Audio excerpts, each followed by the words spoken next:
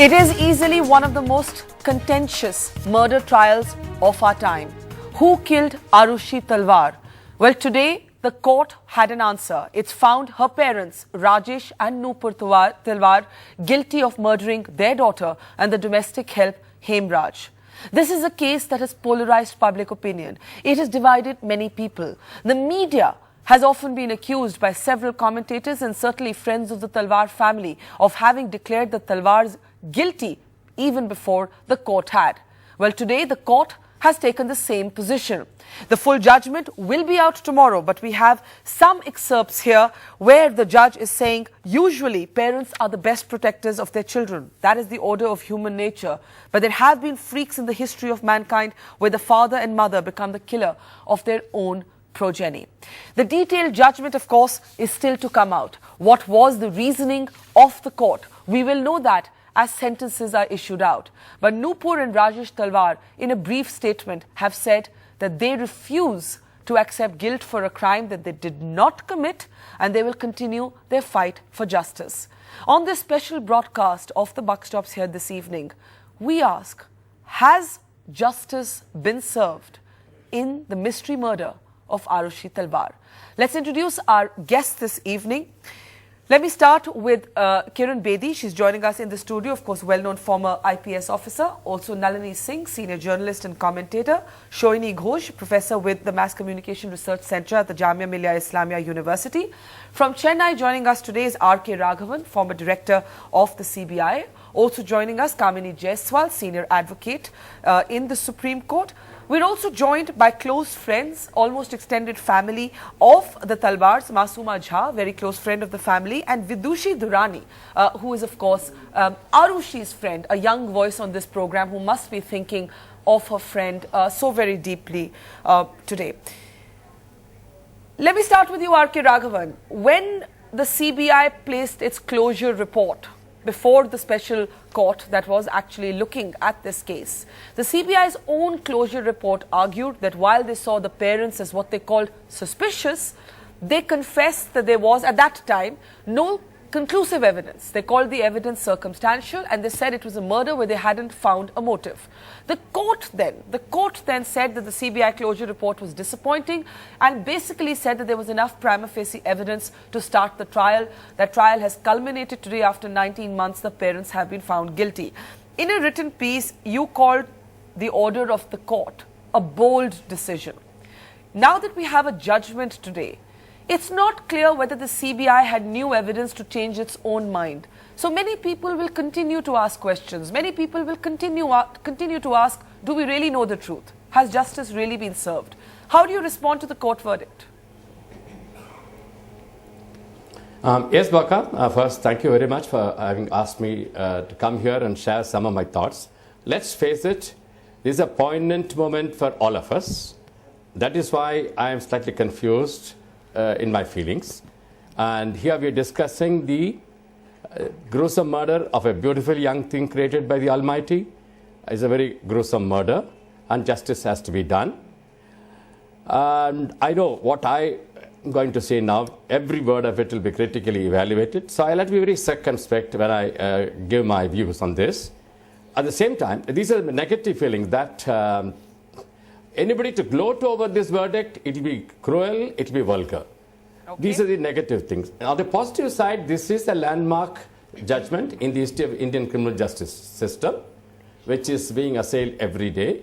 It's a very bold decision. And here was a closure report submitted by the highest investigating agency for its own reasons. And mind you, you can't lambast the CBI for having submitted this closure report.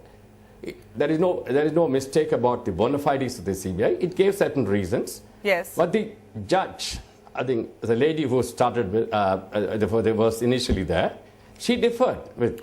So let me understand. I think let me understand. Judge. Yes, may I interrupt you just to understand that you're basically making the argument that no gloating, no we told you so's. and also pointing out that the CBI actually acted under the direction of the court. It was the court's decision to push them in a certain direction, after which, of course, the CBI continued to argue on the prosecution side in the court. Masuma Jha, yes, you like to add a sentence? Can I add one more statement, please? Yes. Yeah, one more sentence. Yes. Can I have one more sentence? Yes, sir. Now, the charge against the CBI, it has changed its stance. Yes. Mind you, it submitted a final report. It gave certain reasons. And once the magistrate refuses to accept the order, it has to go by what the magistrate says and put its best foot forward as far as the prosecution is concerned. All the previous statements are of no consequence. Thereafter, all the statements recorded in court during the trial, they are the most important. And the prosecutor, the special prosecutor, again, is not an official of the CBI. He's an official of the court. Okay. And don't accuse the CBI of changing its stance. Okay. May I bring in Masuma Jha as a close family friend of the Talwars? Ma'am, we've seen the statement from Rajesh and Nupur. They say their fight for justice will continue. But R.K. Raghavan is making the point that why blame the CBI? The CBI, in a sense, did or moved in the direction that the court decided to push it into. That at some point, this is due process and we have to accept it. Of course, there will be an appeal to a higher court, but why blame anybody? What would you say? First and foremost, I'd like to say that it's a very, very sad day today.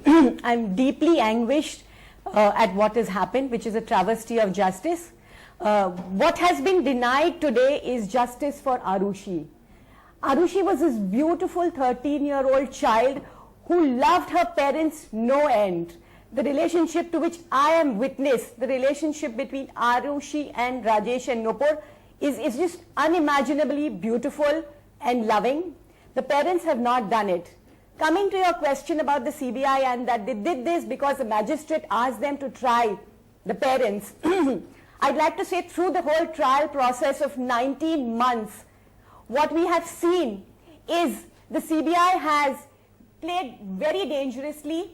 They have hidden evidence, they have twisted evidence, they have changed their theories, they have, important forensic evidence, and which was the only perhaps forensic evidence which a very incompetent investigative agency of the country botched up a case. But the one bit of forensic evidence which was found, which was blood of Hemraj in Krishna's pillow, was negated to the extent of saying that it's just a typographical error. Not just this particular instance, even if you look at the whole trial process, there was no evidence which has been presented by the CBI in the court of law to prove that the parents have done it. Let's start with the basic theory of the CBI. Why would the parents who love their child kill their own child?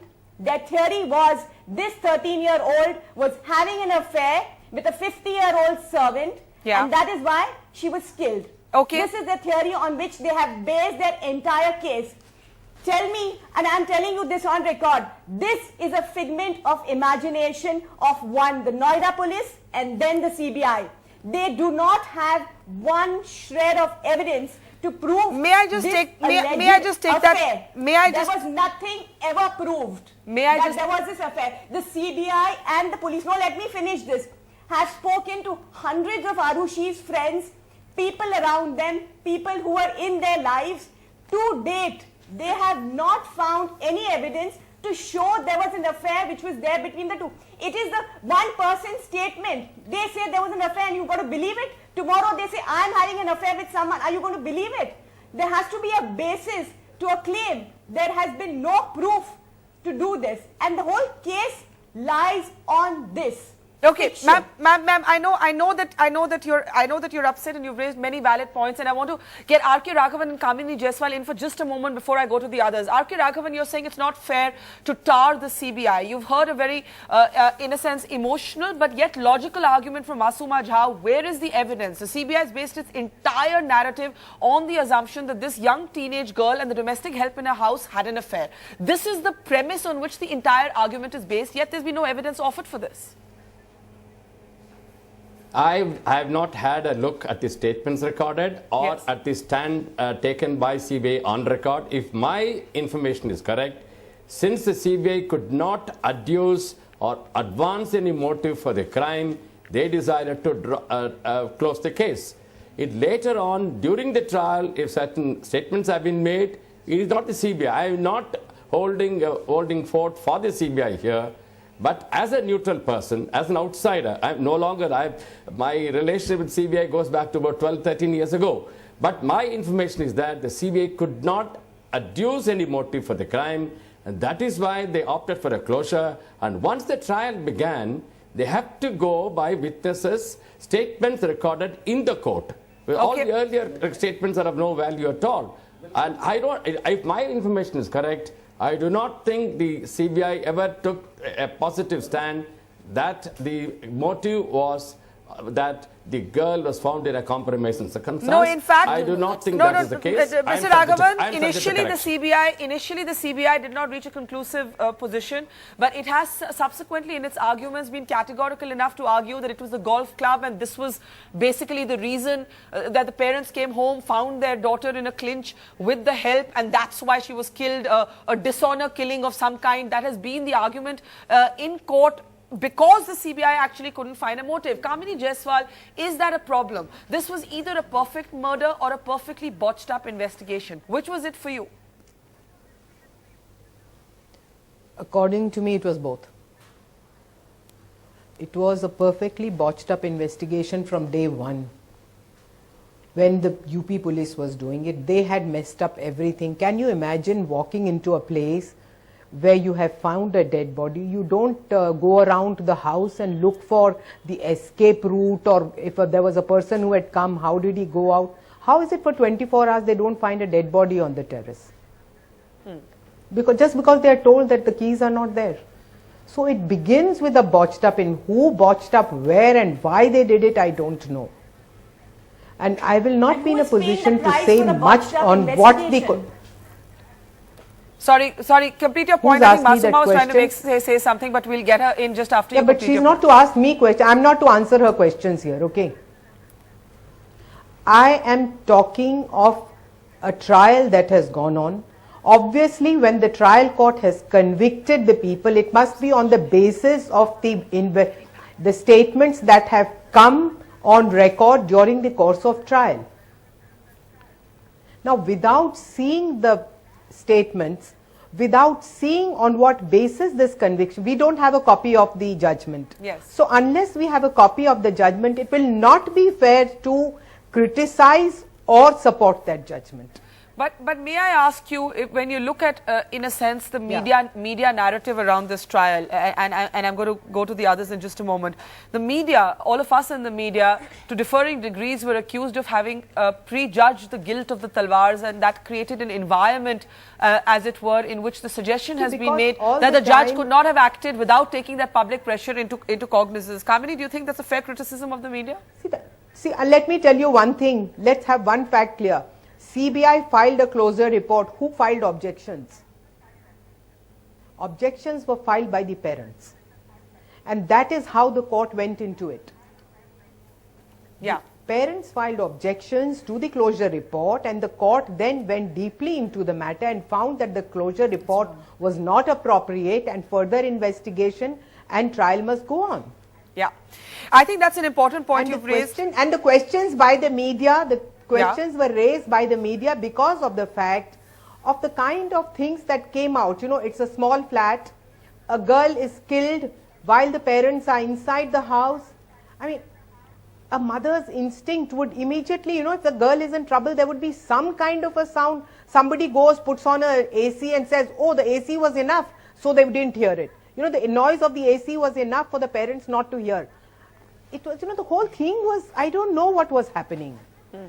Well, we've also got... There are only 3 people in the house, and once it is found that there are only 3 people in the house, the onus shifts onto the parents to show what has happened and why and how come this happened.